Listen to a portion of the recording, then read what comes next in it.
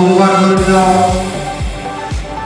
বিকশিত কৰিবলৈ ওলাইছোঁ আৰু আমাৰ এই আজি সভাখন আনুষ্ঠানিকভাৱে উদ্বোধন কৰিবলৈ আমি আমন্ত্ৰণ জনাই আনিছোঁ শ্ৰীযুত বিপুল শৰ্মা বৰুৱা সম্পাদক অসম সাহিত্য সভা তেখেতক আমি আমাৰ এই সভাখন আনুষ্ঠানিক উদ্বোধন কৰাৰ কাৰণে আমন্ত্ৰণ জনাইছোঁ।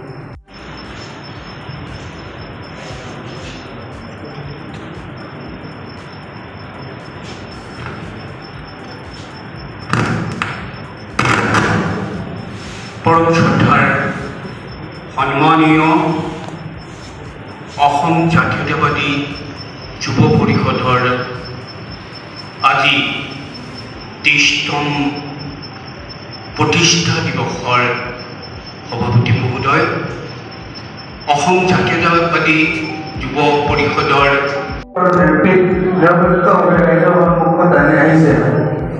নিজৰ কৰ্মৰ জৰিয়তে ৰাইজ আৰু সমাজৰ বাবে চিন্তা কৰা সেই মহান লোকসকলক আমি জনাইছোঁ আমাৰ সেৱা আৰু নিৰাপদা শুভেচ্ছা।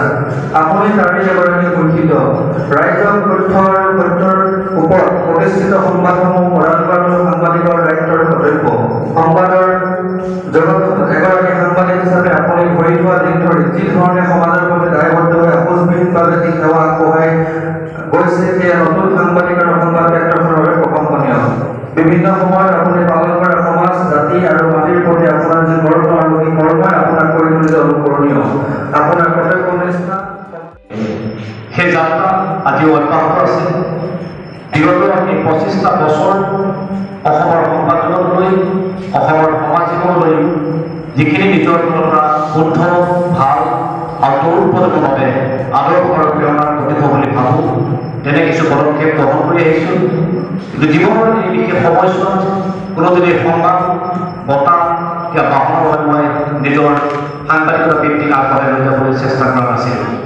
কিন্তু এইটো কথা ঠিক, এগৰাকী সাংবাদিকেই নহয়, এগৰাকী ব্যক্তি জীৱনজোৰা সাধনাৰ সময়ছোৱাত যদি বিভিন্ন দল সংগঠন বা ৰাইজে এনেধৰণৰ মৰম দিয়ে, এনেধৰণৰ সন্মান দিয়ে, তেতিয়াহ'লে সেই সন্মান আৰু মৰমকে আধাৰ হিচাপে লৈ ভৱিষ্যতৰ দিনবিলাকত আৰু অধিক ক্ষিপ্ৰতাৰে আৰু অধিক গতিশীল ৰূপত আগবাঢ়ি যাবৰ বাবে এগৰাকীয়ে ব্যক্তিয়ে সাহস আৰু প্ৰেৰণা লাভ কৰি আহিছে।